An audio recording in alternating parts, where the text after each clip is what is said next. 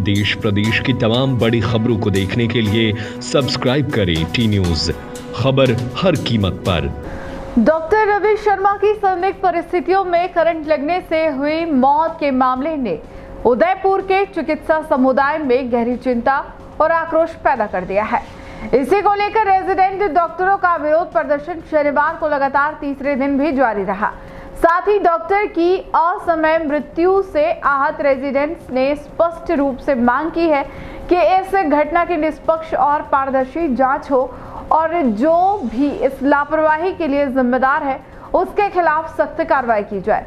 धरने पर बैठे डॉक्टरों ने आरोप लगाया कि अस्पताल प्रशासन द्वारा सुरक्षा उपकरणों की नियमित जांच नहीं की जाती और यही लापरवाही इस दुर्घटना की वजह बनी।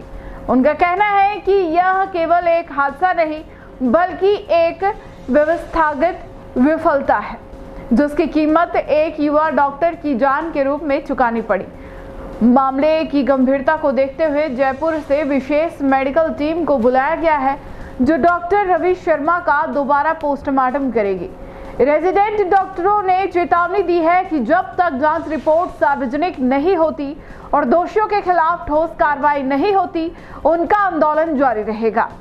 धरना स्थल पर बड़ी संख्या में युवा डॉक्टर एकजुट नजर आए और अपने साथी को न्याय दिलाने की मांग पर अड़िग दिखाई दिए।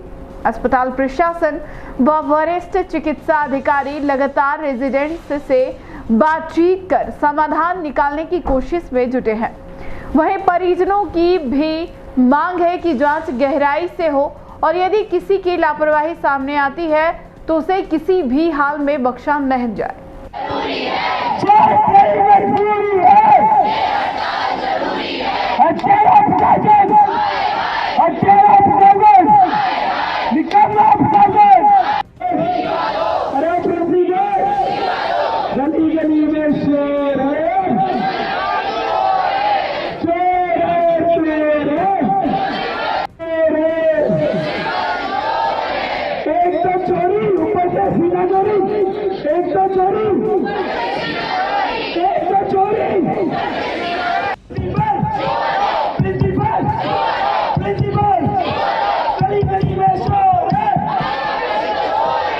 सबसे पहले मैं ये बताना चाहूँगा कि ये घटनाक्रम कैसे हुआ, क्या जो चीज़ थी शुरुआती दौर की, कि सभी को जैसे विदित है आप सभी को कि 18 तारीख को रात को 1:30 बजे के आसपास हमारे एक साथी डॉक्टर वाटर कूलर से पानी भरने के लिए गए और पानी भरते टाइम उस वाटर कूलर में करंट आने की वजह से उनकी मृत्यु हो गई। अब इसके घटनाक्रम के बाद में जिस तरीके से ना वहाँ पर कोई प्रशासन पहुँचा, ना हमारी और किसी की द्वारा कोई मदद की गई, सारे रेजिडेंट डॉक्टर के अंदर काफ़ी रोष था इस बात का। इसके चलते हमने न्याय दिलाने के लिए अपने साथी डॉक्टर को इस स्ट्राइक की शुरुआत की।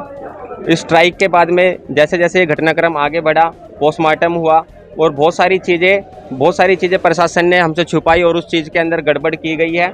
अब एक सिंपल सी बात ये समझने की कोशिश करो कि अगर कहीं पर भी कोई भी घटनाक्रम पर किसी की मृत्यु हो जाती है तो सबसे पहले उस एरिया को सील किया जाता है, सीज किया जाता है। पर आज की डेट में हमारे पास में वीडियो है, हम रोज़ देख रहे हैं उस वाटर कूलर के आसपास जहाँ पर ये पूरी घटना हुई, उस पूरी घटना के ना तो वो पूरा एरिया सील किया गया है, ना उसको वाटर कूलर के एरिया को कस्टडी के अंदर पुलिस की, ना वहाँ पर कोई सिक्योरिटी गार्ड बैठाया गया है, ना पर पुलिस की तरफ से भी कोई आदमी नहीं बैठाया गया वहाँ पर कि जो उस घटनाक्रम की जो सबूत है उसको सेफ तरीके से अपने कस्टडी के अंदर रखे। उसके बाद में जो पोस्टमार्टम हमारे यहाँ पर हुआ, बोर्ड गठित करके पोस्टमार्टम हुआ, उस पोस्टमार्टम की रिपोर्ट के अंदर भी जो मुख्य रूप से जो चीज़ें थी, फाइंडिंग्स थी, उसको लिखा नहीं गया, उसके अंदर चीज़ों को छुपाया गया। उसके अंदर जो स्किन के ऊपर जो इलेक्ट्रिक मार्क होते हैं उन चीज़ों को छुपाया गया।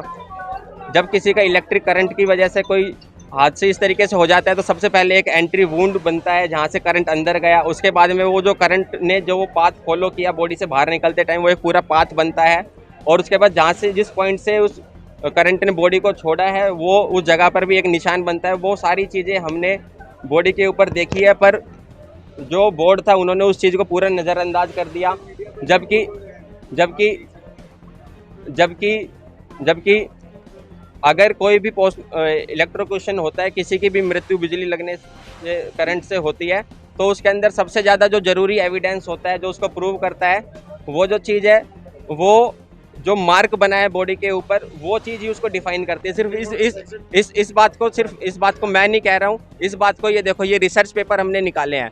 ये रिसर्च पेपर किसने पब्लिश किए हैं? ये देश दुनिया के जो फोरेंसिक एक्सपर्ट्स हैं, उन्होंने बड़े बड़े जर्नल के अंदर ही छापे हुए हैं। ये उनकी छपी हुई रिपोर्ट है। इसके अंदर क्लियर शब्दों में ये लिखा हुआ है, the electric mark is the golden standard for the diagnosis of electrocution. Golden standard का क्या मतलब होता है? गोल्डन स्टैंडर्ड का मतलब है कि ये कन्फर्मेशन अगर किसी चीज़ से होगी तो वो इस चीज़ से होगी। किस चीज़ से होगी? क्या लिखा हुआ है कि इलेक्ट्रिक मार्क से होगी। और जब तक उस मार्क को ही पोस्टमार्टम की रिपोर्ट में नहीं लिखा जाएगा तो फिर हमें कैसे पता चलेगा? और इसके अलावा जो हम सभी ने सोशल मीडिया के ऊपर भी जो फोटोज है वो सर्कुलेट किया है, उसके ऊपर भी हमने क्लियर कट दिखाया कि एंट्री वुंड क्या है, एग्जिट वुंड क्या है, ट्रैक क्या है। तो वो, और इसके अलावा सिर्फ ऐसा नहीं है कि हमारे भी साथी रेजिडेंट डॉक्टर्स, साथ ही हमारे जो सीनियर्स हैं वो भी फोरेंसिक एक्सपर्ट्स हैं, अलग अलग कॉलेज में जो काम कर रहे हैं, अलग अलग कॉलेज से जो पढ़े हुए हैं, हमने उनसे भी उनका एक्सपर्ट ओपिनियन मांग के देखा। सिर्फ हमने उनको फ़ोटो दिखाई और घटनाक्रम बताया तो उन्होंने सीधा बोला कि ये तो साफ साफ दिख रहा है कि ये इलेक्ट्रोक्यूशन है, कि करंट लगने से मृत्यु हुई है। पर क्या ये बात बोर्ड मेंबर को नज़र नहीं आई? ये जो इलेक्ट्रिक मार्क को छुपाने की कोशिश की गई है, ये किसको बचाने के लिए प्रशासन कर रहा है? ये जो रातों रात उस हॉस्टल में जो वाटर कूलर जहाँ लगा हुआ था, जहाँ करंट लगने से मृत्यु हुई, उसकी जो टेम्परिंग की गई एविडेंस की, वो किसको बचाने के लिए प्रशासन कर रहा है? उसके अलावा जो हमारी सरकार से और मुख्य मांग ये है कि जो परिवार जिसने ये बच्चा खोया है, जिसने अपना एक भाई खोया है, उसके परिवार को पूरा कंपनसेशन दिया जाए। उसके अलावा एक हाई स्तरीय कमेटी का गठन किया जाए जो इस पूरे मामले की जांच करे, और जिन्होंने भी ये टेम्परिंग की है और जो भी इस चीज़ में और भी अन्य दोषी अब बने हैं, उनको भी तत्काल रूप से हटाया जाए ताकि एक निष्पक्षीय जांच की जा सके। जब तक वो लोग ही कमेटी के अंदर रहेंगे, जब तक उन लोगों वो अपनी पोस्ट पर टिके रहेंगे, तब तक एक निष्पक्षीय जांच का माना नहीं जा सकता कि जो लोग खुद ही इन्वॉल्व है इस चीज़ के अंदर, वो पोस्टमार्टम के टाइम पे अंदर मौजूद है, तो ऑब्वियसली बात है कि इन चीज़ों के ऊपर ट्रस्ट कर पाना मुश्किल है। इसलिए एक नए बोर्ड का गठन करके पोस्टमार्टम रिपोर्ट को दोबारा से एग्जामिन करके, बॉडी को दोबारा एग्जामिन करके एक नए बोर्ड से पोस्टमार्टम कराने की जो हमने डिमांड कल रखी थी, आज वो थोड़ी देर में अभी पोस्टमार्टम चालू होगा, आप सभी के सामने होगा। देखते हैं, अब वो देखना ही रहेगा उस रिपोर्ट में क्या सामने आता है। क्या वो लोग भी बातों को छुपाते हैं या प्रशासन के दबाव में आते हैं, तो ये सारी आगे की देखने वाली बातें रहेंगी।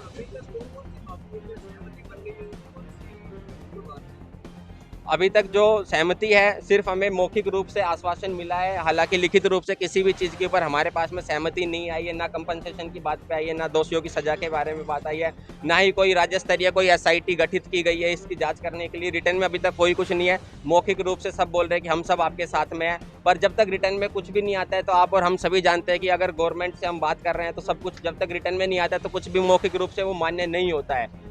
तो हमारी सरकार से यही मांग है कि जो भी वो मौखिक रूप से हमें आश्वासन दे रहे हैं वो लिखित के अंदर आए हमारे पास में, ताकि हम आगे की रणनीति और क्या हमें अपना स्टैंड लेना है उसके ऊपर हम काम कर सकें। तो हमारी केवल एक ही मुख्य मांग है जो हम रेजिडेंट की है, वो यही है कि जो भी इसमें अधिकारी जो शामिल है इस घटनाक्रम में, जिनकी लापरवाही की वजह से ये घटना हुई है, वो तुरंत प्रभाव से पहले अपने पद से इस्तीफा दे और निष्पक्ष जांच कराए। इसके अंदर मैं आपको कुछ एविडेंस जो हम दिखाना चाहेंगे, जैसे वो लोग बताते हैं कि हॉस्टल के अंदर करंट आ रहा है।